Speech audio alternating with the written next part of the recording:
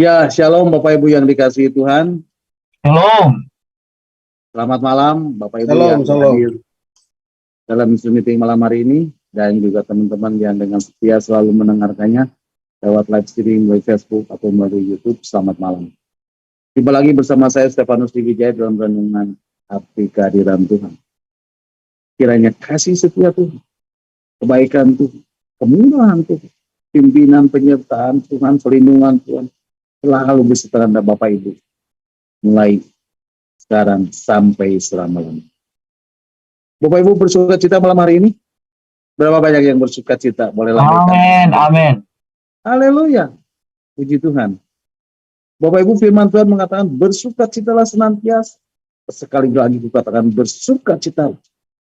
Jadi Bapak Ibu, apapun itu, apapun situasi dan kondisi yang terjadi saat ini dalam hidup Bapak Ibu, kita harus menjalaninya dengan penuh sukacita. Bapak Ibu percayalah, ketika realita Tuhan, realita hadirat Tuhan memenuhi hidup Bapak Ibu, memenuhi batin Bapak Ibu, pemeliharaan Tuhan, perlindungan Tuhan, penjagaan Tuhan akan nyata di dalam hidup Bapak Ibu. Tuhan akan memelihara hidup Bapak Ibu, karena Dia adalah Tuhan yang setia, Allah yang setia, yang tidak akan pernah meninggalkan anak-anaknya berada di dalam tekanan dunia ini. Karena pernyataan Tuhan itu sempurna dan rancangannya penuh dengan damai sejahtera. Itulah janji Tuhan buat Bapak Ibu yang selalu merindukan kehadiran, yang selalu merindukan hadirat Tuhan, yang selalu merindukan hadirnya Tuhan di dalam hidupnya. Bapak Ibu, saya bersyukur Bapak Ibu boleh hadir malam hari ini, dan saya mau sampaikan bahwa penyembahan kita, penyembahan Bapak Ibu, saudara dan saya, itu berharga di mata Tuhan. Penyembahan membuat kita sanggup untuk kita memiliki keterhubungan langsung dengan Tuhan. Dan waktu menyembah, Bapak Ibu tahu apa yang terjadi? Bapak Ibu kan semakin hari akan menjadi semakin serupa dengan gambaran anak. Serupa dengan gambaran anaknya untuk dari hari ke hari kita diubahkan dari satu kemuliaan kepada kemuliaan. Nah Bapak Ibu, ketika Bapak Ibu memilih untuk hadir malam hari ini, dalam Zoom meeting malam hari ini, percayalah Bapak Ibu, setelah selesai ibadah Zoom ini, Bapak Ibu tidak akan sama lagi. Karena Bapak Ibu sudah menikmati hadirnya Tuhan secara pribadi. Dan tidak ada satupun dari Bapak Ibu yang tidak mengalami lawatan dari Tuhan malam hari ini. Amin. Jadi saya berharap sesuatu terjadi malam hari ini. Dan jangan biarkan malam ini berlalu menjadi malam yang biasa-biasa saja. Karena Tuhan kita yang kita sembah adalah Tuhan yang selalu bisa membuat sesuatu yang baru di dalam hidup. Amin. Kasihnya selalu baru setiap hari. Dan ada sukacita dalam dan damai sejahtera yang Tuhan berikan buat Bapak Ibu. Nah Bapak Ibu, malam hari ini kita akan kembali merenungkan bagian firman Tuhan tentang arti kehadiran Tuhan bagian yang ke-125. Dan Bapak Ibu bisa mendengarkan kembali renungan arti kehadiran Tuhan yang sudah saya sampaikan melalui link YouTube dan link Facebook yang sudah Pak Hen share melalui WhatsApp @discipleship @zoom. Bapak Ibu, malam hari ini kita akan kembali membahas dan merenungkan bagian-bagian firman Tuhan tentang arti kehadiran Tuhan bagian yang 125. Dan malam hari ini saya masih beri tema kualitas penyembahan. Dan ini adalah bagian yang ketiga. Bapak Ibu siap terima firman Tuhan malam hari ini? Berapa banyak yang rindu mengalami Tuhan malam hari ini? Katakan amin. Dan boleh lambaikan tangan buat Tuhan. Haleluya. Nah Bapak Ibu, 2 minggu berturut-turut kita sudah belajar tentang penyembahan. Tapi perlu ada satu kualitas dalam penyembahan. Nah, apa yang menjadi kualitas penyembahan itu Bapak Ibu? Izinkan saya untuk mereview dengan cepat apa yang sudah saya sampaikan 2 minggu berturut-turut yang lalu. Yang pertama, kualitas penyembahan yang pertama, Bapak Ibu harus menyadari, hanya Tuhan Allah lah satu-satunya yang harus kita sembah. Injil Matius pasal 4 ayat yang ke-10 mengatakan, mari Bapak Ibu kita akan baca.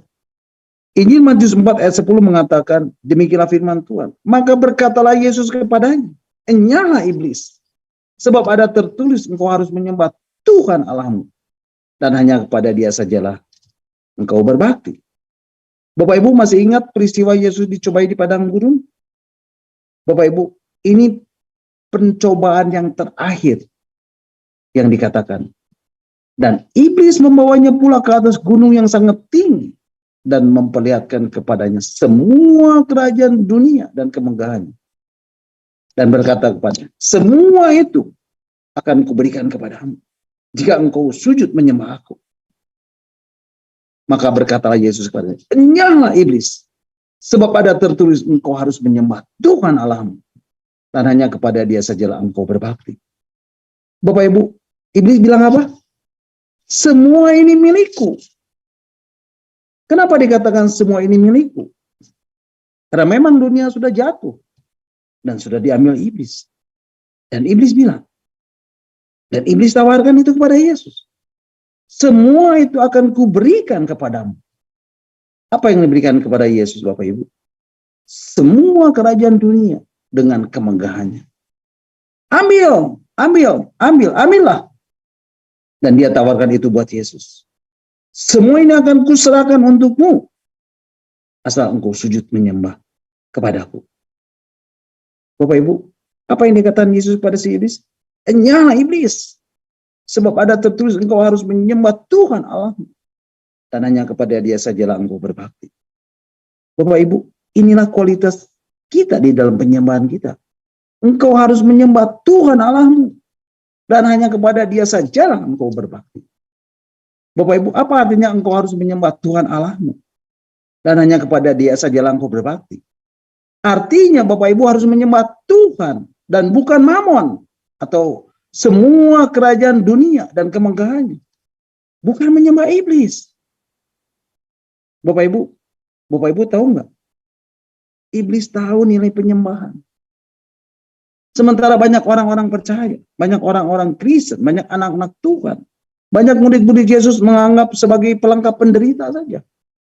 Ketika datang beribadah, kan baru pujian penyembahan, belum firman Tuhan. Bapak Ibu, iblis mau tukar semuanya.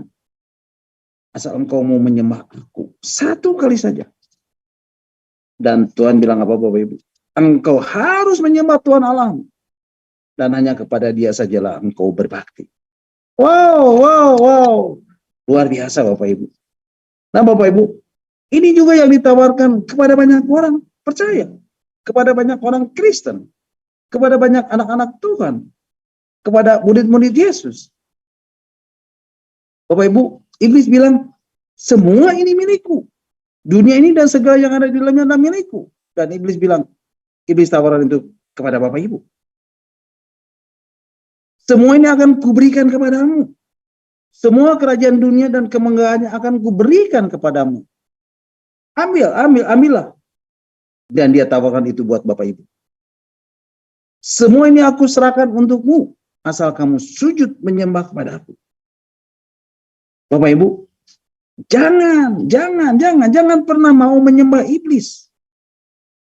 Karena iblis itu hanya menipu. Dan dia itu penipu Bapak Ibu. Kenapa? Karena segala yang dijanjikannya palsu. Karena segala yang dijanjikannya harus ada imbalannya. Karena segala yang dijanjikannya selalu ada kwitansi di belakangnya. Yang kedua, kualitas penyembahan yang kedua adalah hiduplah selalu di dalam pujian dan penyembahan. Dan menghadirkan hadirat Tuhan. Menghadirkan kehadirannya. Menghadirkan hadirnya Tuhan di dalam hidup ini. Nah Bapak Ibu, apa yang membuat iblis gemetar ketika menghadapi Bapak Ibu? Yang membuat iblis gemetar menghadapi Bapak Ibu, ketika Bapak Ibu hidup di dalam pujian dan penyembahan. Ketika Bapak Ibu memiliki keterhubungan dengan realita keberadaan Tuhan. Ketika Bapak Ibu memiliki keterhubungan dengan realita kehadirannya. Ketika Bapak Ibu memiliki keterhubungan dengan realita hadirat. ketika Bapak Ibu memiliki hubungan dengan realita hadirnya Tuhan di dalam hidup Bapak Ibu. Bapak Ibu lihat apa yang terjadi pada Saul ketika dihinggapi oleh roh jahat. Di dalam kitab 1 Samuel pasal 16 ayat 21, firman Tuhan mengatakan, dan setiap kali apabila roh yang daripada Allah itu hingga pada Saul, maka Daud mengambil kecapi dan memainkannya. Saul merasa lega dan nyaman, dan roh yang jahat itu undur daripadanya. Bapak Ibu, ketika Daud mengambil kecapi dan memainkannya, ketika Daud memuji dan menyembah Tuhan, dan roh jahat itu undur daripadanya. Ketika Tuhan hadir di atas puji-pujian, maka roh jahat itu undur daripadanya. Ketika Tuhan hadir dan bersemayam di atas puji-pujian, maka roh jahat itu pergi. Itulah yang membuat iblis gemetar, yaitu ketika hadirat Tuhan, ketika kehadiran, ketika hadirnya Tuhan memenuhi hidup Bapak Ibu. Amin Bapak Ibu. Nah, yang ketiga, kualitas penyembahan yang ketiga adalah sujud datang menyembah dengan kerendahan hati. Bapak Ibu, perlu ada satu kualitas di dalam penyembahan.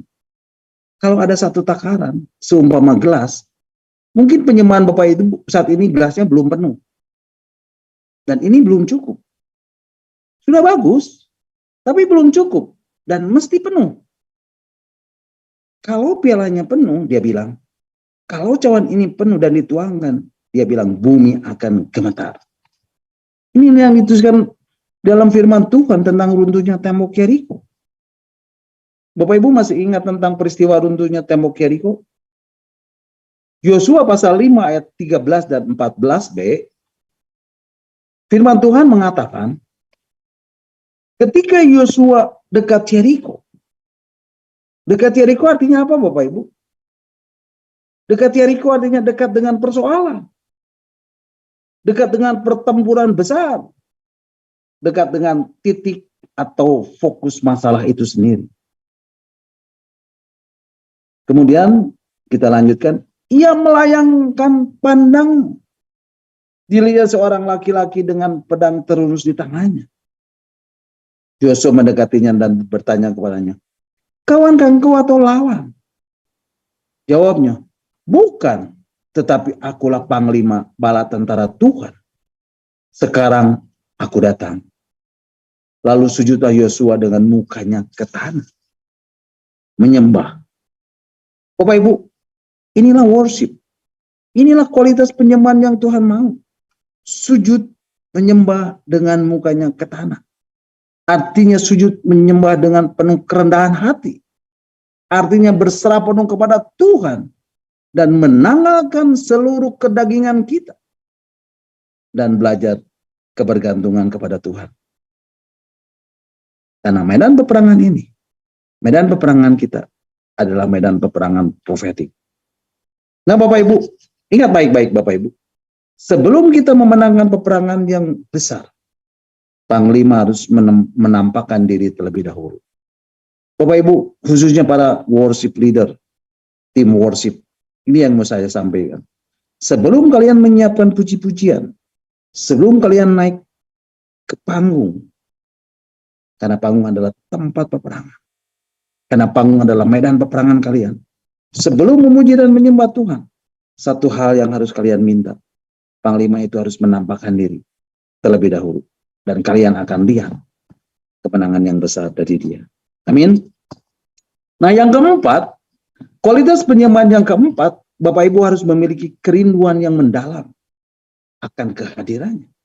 Akan hadirat Tuhan. Akan hadirnya Tuhan.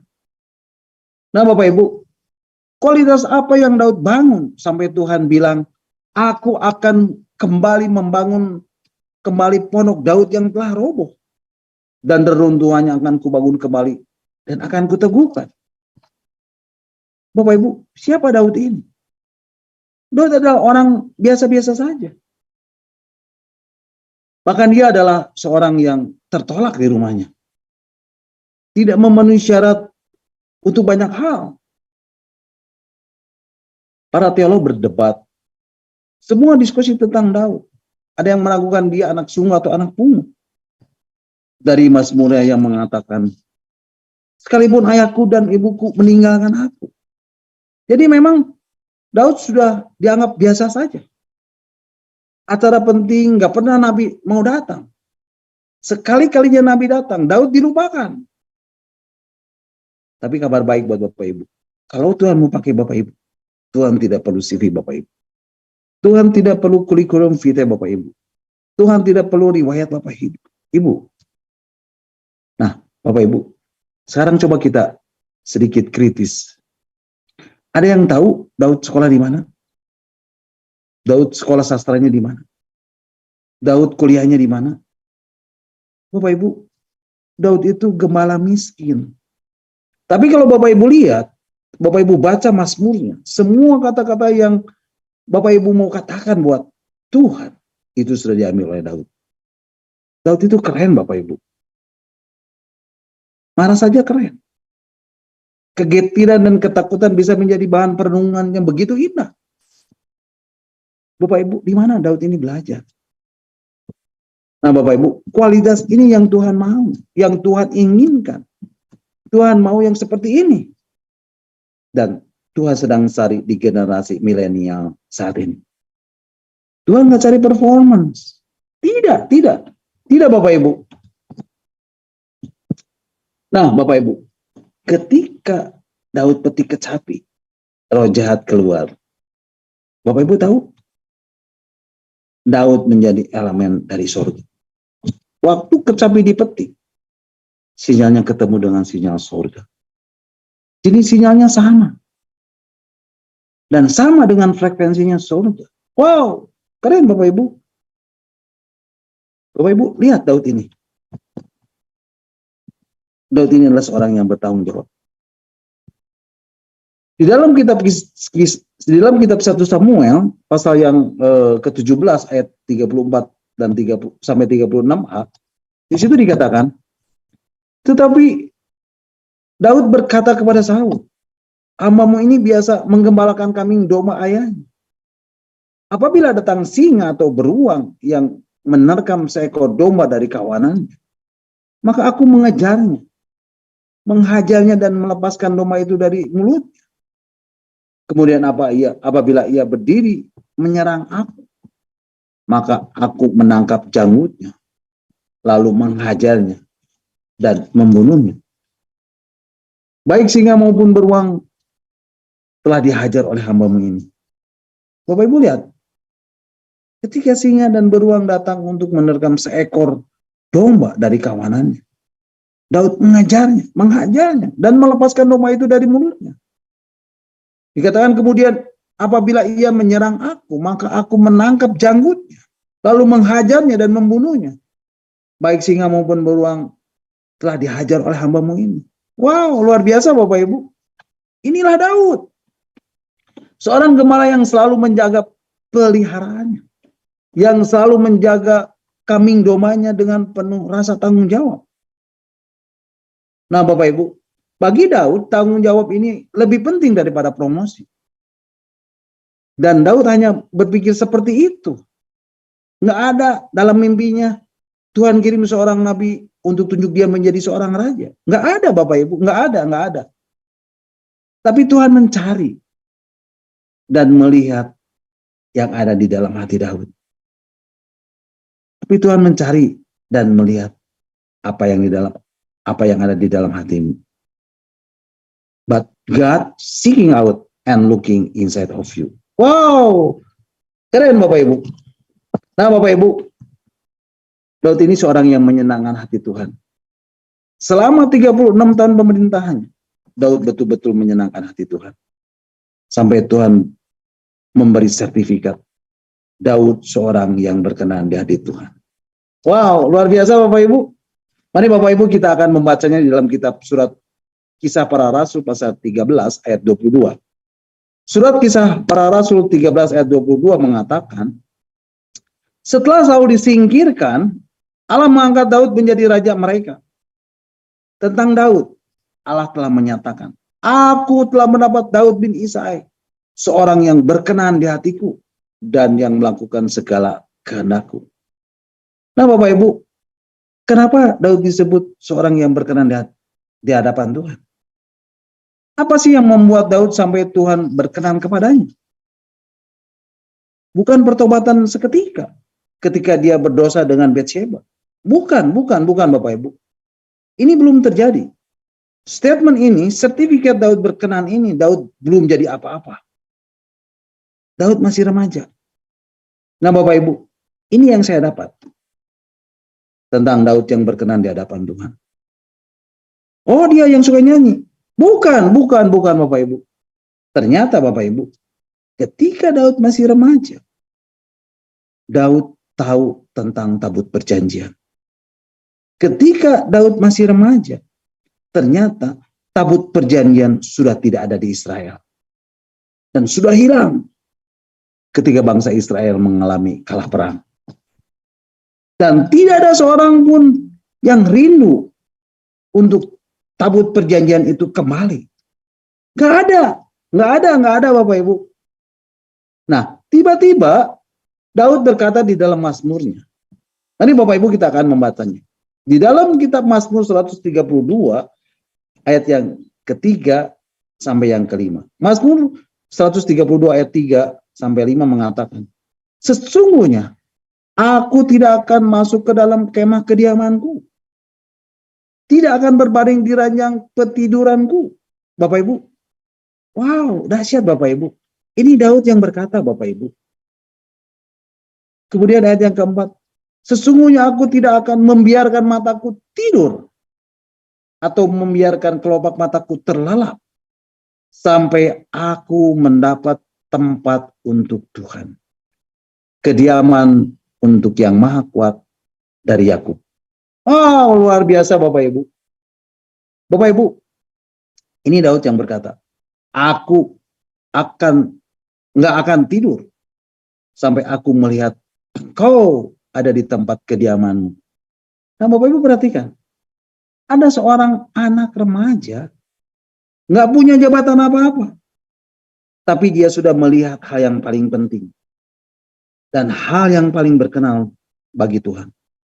Perhatikan, sampai aku mendapat tempat kediaman untuk Tuhan. Wow, luar biasa Daud ini Bapak Ibu. Luar biasa. Bapak Ibu, di sini Daud sedang berbicara tentang membawa kembali tabut perjanjian ke Yerusalem. Inilah yang dikejar Daud. Dia mengutamakan untuk membawa kembali tabut perjanjian. Dan ketika Tuhan melihat Daud memiliki hati yang rindu untuk melihat tabut perjanjian, yang memiliki hati yang rindu untuk menghadirkan kembali kehadiran Tuhan ini, inilah yang membuat Tuhan berkenan kepada Daud. Haleluya! Terpujilah Tuhan. Nah Bapak Ibu, ketika Daud sudah menjadi raja, sudah menjadi seorang raja yang baru, yang memerintah atas seluruh Israel. Dan Daud menyadari bahwa pada masa Saul masih menjadi raja, penekanan terhadap tabut Allah tidaklah menjadi yang utama selama masa tersebut. Saul tidak mengindahkannya. Mari Bapak Ibu kita akan membacanya di dalam kitab 1 Tawarikh pasal 13 ayat yang ketiga. Inilah yang dikatakan Daud. 1 Tawarikh 13 ayat 3 mengatakan, dan baiklah kita memindahkan tabut Allah kita ke tempat kita. Sebab pada zaman Saul kita tidak mengindahkannya. Bapak Ibu lihat, inilah kepedulian Daud tentang tabut Allah. Bagi Daud ini menjadi sangat penting karena tabut Allah merepresentasikan akan kehadiran Tuhan, akan hadirat Tuhan, akan hadirnya Tuhan atas umat Israel. Dan Daud tahu benar akan hal ini. Karena Daud selalu berada di hadirat Tuhan. Selalu menghadirkan kehadiran Tuhan. Selalu menghadirkan hadirnya Tuhan di dalam hidupnya. Maka dari itu Daud mengatakan, baiklah kita memindahkan tabut Allah kita ke tempat kita. Bapak Ibu, Daud menyadari bahwa tidak ada tabut perjanjian, artinya tidak ada penyembahan kepada Tuhan. Karena itu, perjalanan spiritual orang Israel akan menjadi seadanya saja. Padahal hati mereka rindu akan Tuhan. Dan Daud sebagai raja, Daud sebagai pemimpin, menyadari dan mengetahui semuanya itu. Bahwa ia harus mengembalikan bagian-bagian dari perabotan suci itu ke tempat semestinya. Ia harus menempatkannya seperti yang Tuhan rancang. Bahkan sampai menaruh bagian-bagian yang kecil dari perabotan itu dan menempatkannya kepada tempatnya yang khusus. Nah, bagi Daud, jika masalahnya ada hubungannya dengan Tuhan, berhubungan dengan Tuhan, tidak ada perincian yang tidak penting. Dan itulah yang membuat hatinya berkenan di hati Tuhan. Nah, Bapak Ibu, Daud begitu merindukan akan tabut perjanjian itu. Bayangkan Bapak Ibu, sekian puluh tahun bangsa Israel hidup di dalam kegelapan. Tanpa kehadiran Tuhan. Tanpa hadirat Tuhan. Tanpa hadirnya Tuhan. Dan pada saat tabut perjanjian itu kembali, Bapak Ibu perhatikan. Daud kembalikan tabut perjanjian itu dengan cara radikal. Bapak Ibu tahu perjalanan tabut itu bukan? Bapak Ibu bisa mendengarkan kembali dengan arti kehadiran Tuhan minggu yang lalu. Di situ dikatakan Daud menari-nari dengan sekuat tenaga. Dan istrinya Mikal memandang hina Daud. Bapak Ibu, apa yang dikatakan Alkitab tentang Mikal? Alkitab mencatat, Mikal tidak memiliki anak seumur hidupnya. Nah, Bapak Ibu, akhirnya tabut perjanjian itu kembali ke Yerusalem. Dan Daud menaruhnya di belakang istananya. Nah, Bapak Ibu perhatikan. Tuhan tidak menyuruh Daud untuk membuat tabernakel, bukan? Tuhan tidak suruh. Tidak. Tapi Tuhan menyuruh Musa untuk membangun tabernakel. Bapak Ibu, kalau Bapak Ibu perhatikan tabernakelnya Daud, itu jelek Bapak Ibu. Kemahnya seperti kemah untuk camping. Gitulah kira-kira. Tapi tabernakelnya Musa, wow, keren habis Bapak Ibu. Tabernakelnya Daud itu sederhana sekali. Tapi di dalamnya ada tabut perjanjian. Sedangkan tabernakelnya Musa, keren Bapak Ibu. Tapi nggak ada tabut perjanjian. Nah Bapak Ibu, ketika Daud bangun tabernakel, Daud itu kan melanggar peraturan keimamatan, bukan? Tuhan tidak suruh kok Daud melanggar keimamatan. Tapi kenapa Daud nggak mati? Kenapa Daud nggak dibunuh? Daud kan sudah melanggar. Nah Bapak Ibu, kalau mau dibilang ini hal yang sangat sakral. Apa itu? Yang namanya korban penghapusan dosa. Korban darah. Daud hapus dan ganti dengan sacrifice of praise. Dengan korban puji-pujian. Wow, bayangkan Bapak Ibu. Dan Daud melatih ratusan, bahkan ribuan orang untuk menaikkan puji-pujian penyembahan selama 24 jam. Pagi, siang, sore, malam, tanpa hentinya. Ada pujian penyembahan untuk Tuhan. Wow, keren Bapak Ibu. Itulah yang Daud lakukan di dalam pondoknya. Daud bangun tabernakelnya. Dan di situ ada doa, pujian, dan penyembahan yang berlangsung terus-menerus. Siang dan malam. Dan Alkitab mencatat Daud menyenangkan hati Tuhan selama 36 tahun. Nah Bapak Ibu, apa yang menjadi perubahannya? Bangsa Israel menjadi bangsa yang dipimpin oleh penyembahan. Luar biasa Bapak Ibu. Ya, bangsa Israel menjadi bangsa yang dipimpin oleh penyembahan. Dan bukan oleh kekuatan militernya. Bukan oleh kekuatan politiknya. Bukan Bapak Ibu. Bangsa Israel menjadi bangsa yang dipimpin oleh penyembahan. Bapak Ibu bayangkan. Bangsa Israel ini ada di puncak kejayaannya. Bapak Ibu tahu nggak? Bangsa Israel ini bangsa yang kecil. Dan dikelilingi oleh bangsa barbar. Coba perhatikan. Bangsa Israel ini setiap hari diintimidasi.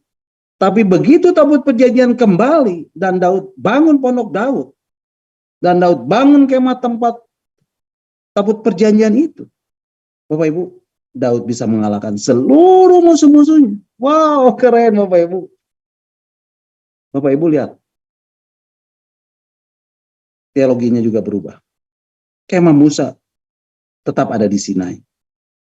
Tapi nggak ada tabut perjanjiannya. Tabut perjanjiannya sekarang ada di Sion. Dan Tuhan katakan, Sionlah tempat kediamanku selama-lamanya. Apa itu Sinai? Apa itu Sion Bapak Ibu? Sinai berbicara tentang hukuman. Sion berbicara tentang kasih karunia. Apa itu kasih karunia? Kasih karunia didefinisikan sebagai kemampuan ilahi.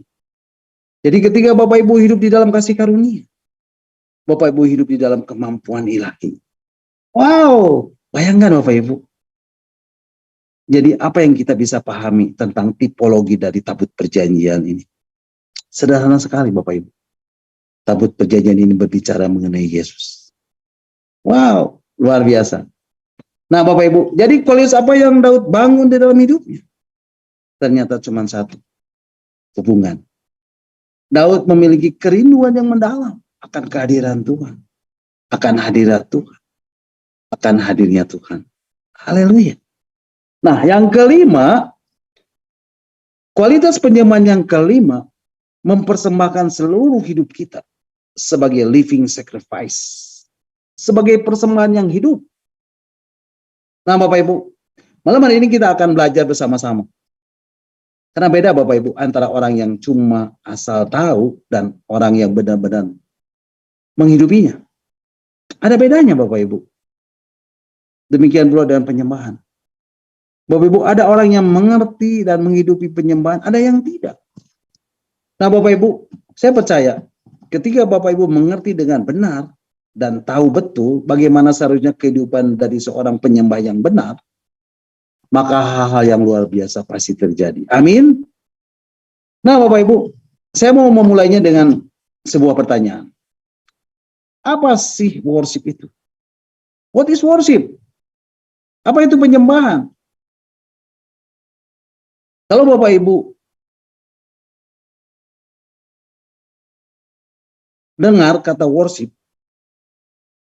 apa yang timbul di dalam pikiran Bapak Ibu? Ada yang bilang komunikasi. Ada yang bilang sikap hati. Ada yang bilang lagu-lagu rohani. Ada yang bilang musik-musik rohani. Kidung pujian. Lagu rohani bertempo pelan. Kalau lagu rohani bertempo cepat itu bukan penyembahan.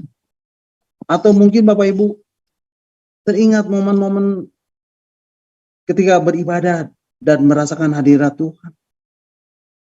Bapak Ibu mengangkat tangan dan menyembah Tuhan. Bapak Ibu, itu semua betul. Tapi mungkin saya mau beri sedikit penekanan. Dan saya mau bilang, itu merupakan ekspresi dari penyembahan. Bapak Ibu, ekspresi penyembahan bukanlah esensi dari penyembahan. Jadi apa esensi dari penyembahan itu Bapak Ibu? Bapak Ibu, esensi itu artinya sesuatu yang harus ada. Nah, esensi penyembahan itu terletak pada sikap hati. Nah, itulah yang Tuhan inginkan. Karena tanpa itu, tanpa sikap hati, tidak akan pernah ada penyembahan yang sejati.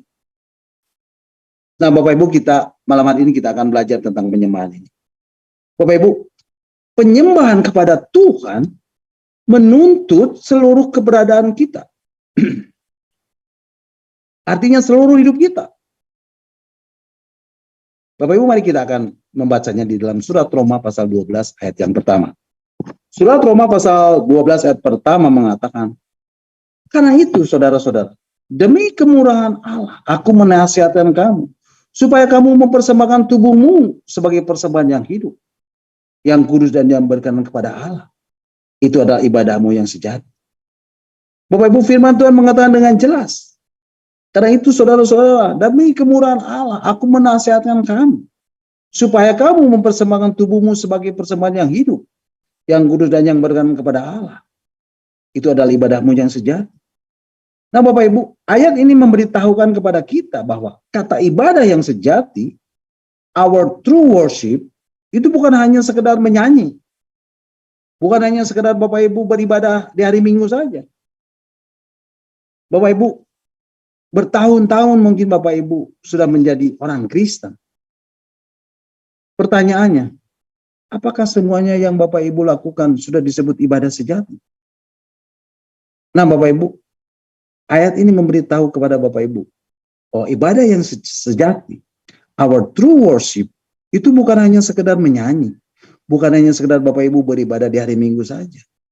Bapak Ibu bertahun-tahun mungkin Bapak Ibu sudah menjadi orang Kristen. Pertanyaan, apakah semuanya sudah dilakukan, sudah disebut ibadah yang sejati? Nah, ayat ini memberikan kepada Bapak Ibu satu gambaran yang utuh, yang menyeluruh mengenai penyembahan. Dan bukan hanya kebaktian, dan bukan hanya ibadah, dan juga hanya memberi persembahan yang Bapak Ibu bawa kepada Tuhan. Tetapi ibadah yang sejati adalah mempersembahkan tubuhmu sebagai persembahan yang hidup. Sebagai living sacrifice. Bapak Ibu, sekali lagi saya mau katakan, ibadah yang sejati dalam pandangan Allah adalah waktu Bapak Ibu mempersembahkan tubuh Bapak Ibu sebagai persembahan yang hidup, sebagai living sacrifice. Dan ini penting untuk Bapak Ibu ketahui. Yang menjadi pertanyaan adalah, apa yang dimaksud mempersembahkan tubuhmu sebagai persembahan yang hidup, sebagai living sacrifice ini Bapak Ibu? Nah Bapak Ibu, di dalam perjanjian lama, kalau Bapak Ibu perhatikan, apa yang menjadi persembahan bagi Tuhan, Bapak Ibu? Hewan. Binatang yang menjadi korban. Hewan. Atau binatang yang ditaruh di atas mezbah korban bakaran untuk dijadikan persembahan. Dan hewan atau binatang itu dalam keadaan mati. Tapi Bapak Ibu perhatikan, di dalam perjanjian baru dikatakan, mempersembahkan tubuhmu sebagai persembahan yang hidup. Dan ini adalah hidup kita. Hidup Bapak Ibu, saudara dan saya. Yang Tuhan mau menjadi persembahan bagi Tuhan. Amin. Bapak Ibu, Tuhan mau supaya kita mempersembahkan hidup ini dan itu seluruhnya sebagai suatu korban yang hidup, yang khusus bagi Tuhan dan yang menyenangkan hati Tuhan.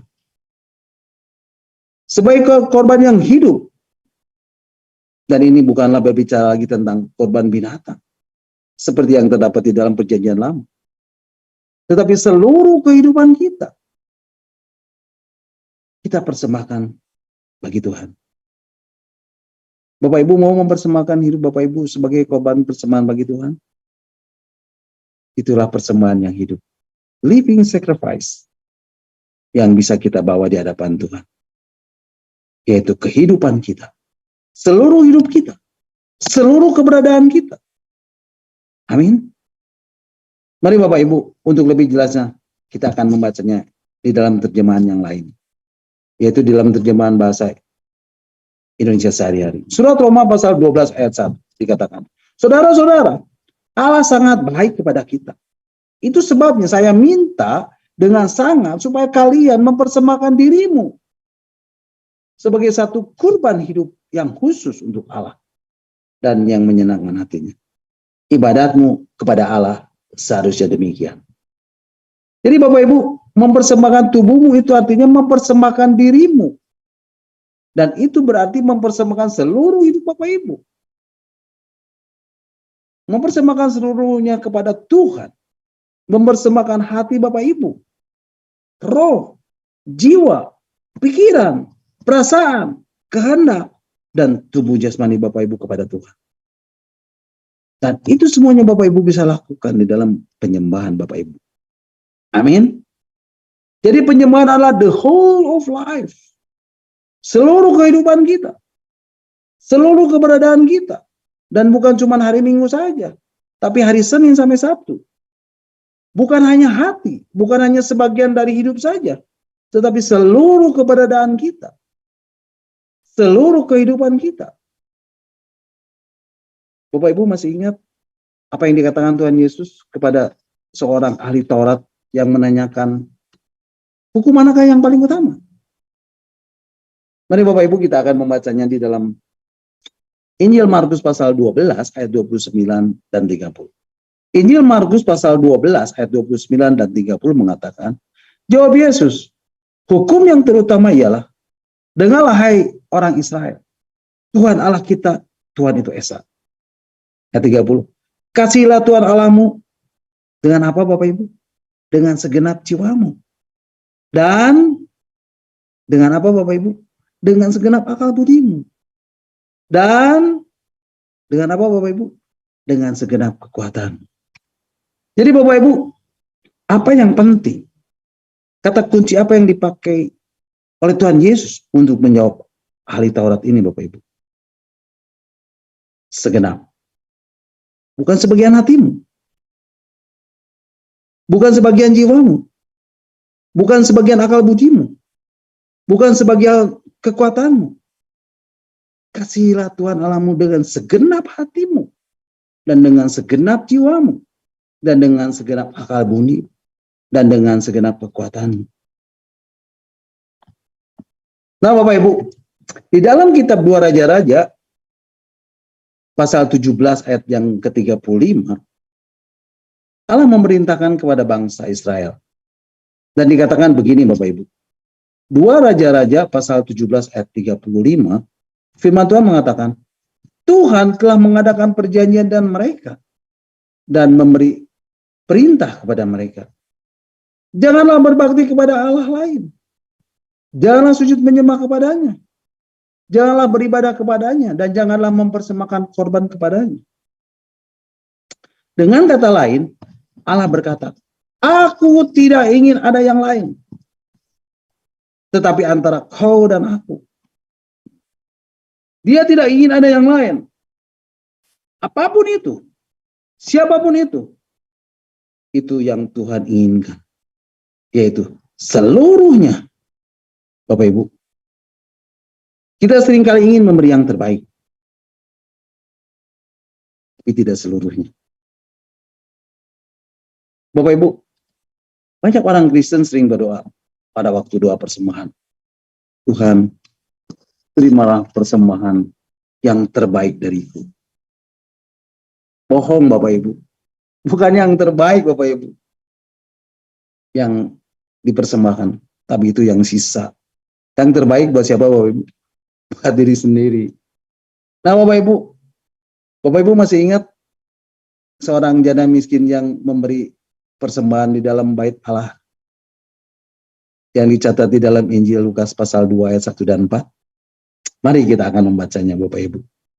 Injil Lukas pasal 21 ayat 1 sampai 4. Firman Tuhan mengatakan, ketika Yesus mengangkat mukanya, ia melihat orang-orang kaya memasukkan persembahan mereka ke dalam peti persembahan. Ia melihat juga seorang janda miskin memasukkan 2 peser ke dalam peti itu. Lalu ia berkata, aku berkata kepadamu, sesungguhnya janda miskin ini memberi lebih banyak daripada semua orang itu. Sebab mereka semua memberi persembahannya dari kelimpahannya. Tetapi janda ini memberi dari kekurangannya. Bahkan dia memberi seluruh nafkahnya. Bapak Ibu perhatikan, janda miskin yang memberi 2 peser itu, dan bandingkan dengan persembahan yang orang kaya itu. Bapak Ibu, persembahan janda miskin itu tidak ada apa-apanya. Artinya nggak signifikan. Tapi Bapak Ibu tahu nggak? Yang menarik perhatian Tuhan. Janda miskin itu memberikan semuanya. She give all. Yang dia berikan itu segalanya. Mungkin bukan sempurna, tapi dia berikan itu segalanya. Bapak Ibu, ketika kita memberi kepada Tuhan, berikanlah segalanya. Maka Tuhan senang dengan apa yang kita berikan kepadanya. Amin. Bapak Ibu, kita sering kali diingatkan untuk memberi yang terbaik. Misalnya ketika kita memuji Tuhan. Bernyanyi untuk Tuhan. berikan yang terbaik. Mungkin suara kita pas-pasan. Jauh sekali dibandingkan dengan penyanyi-penyanyi lagu rohani. Seperti Maria Sandy, Rachel, Sari Simorangkir. Gak ada apa-apanya dibandingkan dengan mereka.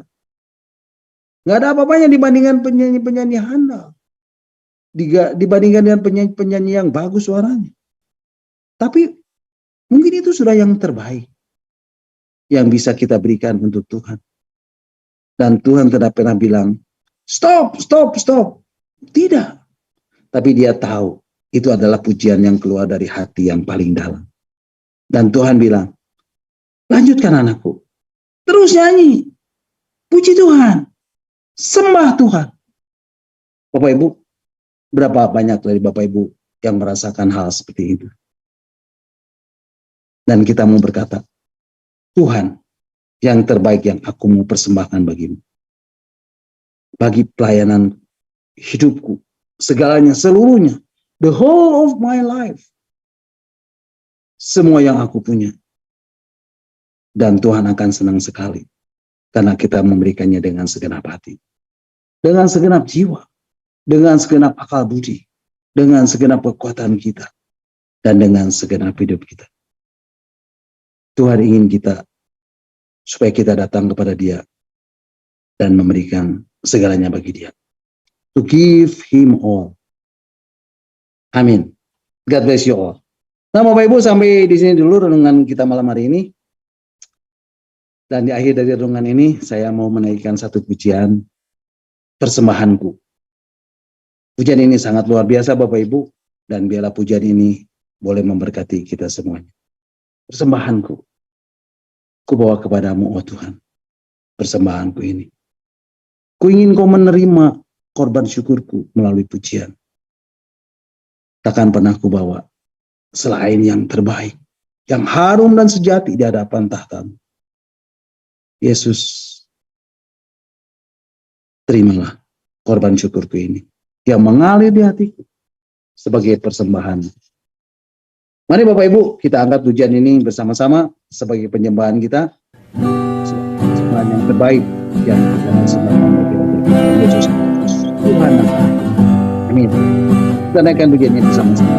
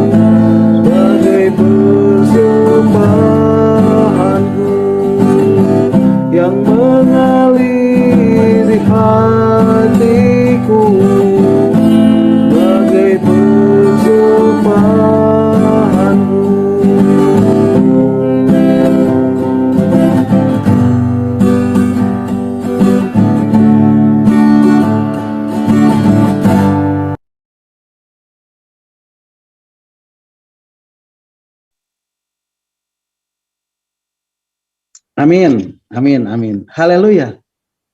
Terpujilah Tuhan. Segala kemuliaan hanya bagi Dia. Nah, Bapak Ibu, sampai di sini dulu renungan kita malam hari ini. Dan Bapak Ibu bisa mengikuti dan mendengarkan kembali renungan yang akan saya sampaikan minggu depan dalam Zoom Meeting Evangelist Planner, dalam Zoom Meeting Discipleship ini. Dan saya percaya setiap firman Tuhan, setiap kebenaran ini akan mengubah hidup Bapak Ibu. Nah, dia adalah firman yang hidup. Dia adalah firman yang kuat. Dia adalah firman yang tajam, yang menembus setiap dimensi kehidupan. Apapun itu, sekalipun, walaupun bagaimanapun hidup Bapak Ibu, saudara dan saya. Dan percayalah, ketika Bapak Ibu dan saudara dan saya mencari kerajaan Allah dan kebenarannya, maka semuanya akan ditambahkan kepadamu. Amin. God bless you all. Nah, silakan Bapak Ibu, kalau ada yang mau menambahkan atau ada yang mau bertanya, nanti Pak Hens dan Pastor Lepri yang akan menjawabnya. Amin. Tuhan Yesus memberkati. Puji Tuhan. Mari Bapak Ibu, kita akan kembali mengucap syukur buat renungan yang sudah kita dengar dan yang sudah saya sampaikan, dan kita akan berdoa. Terima kasih Bapak, untuk saat-saat ini kami boleh duduk diam dan mendengarkan apa yang menjadi kebenaran firman-Mu malam hari ini. Terima kasih untuk pesan-Mu malam hari ini. Kau sudah mengajar kami, untuk kami boleh memberikan seluruh hidup kami, the whole of my life, untuk boleh dipersembahkan sebagai persembahan yang hidup, sebagai living sacrifice. Tuhan, terima kasih Tuhan untuk pandangan firman-Mu. Dan kami anak-anak-Mu malam ini, kami mau mempersembahkan hati kami, kami mempersembahkan roh kami, jiwa kami, pikiran, perasaan, kehendak kami, dan tubuh kami. Kami mau bawa di bawah kaki-Mu dan kami persembahkan. Biar itu menjadi persembahan yang hidup, yang kudus, dan yang berkenan di hadapan. Terima kasih Tuhan, terima kasih untuk firman-Mu.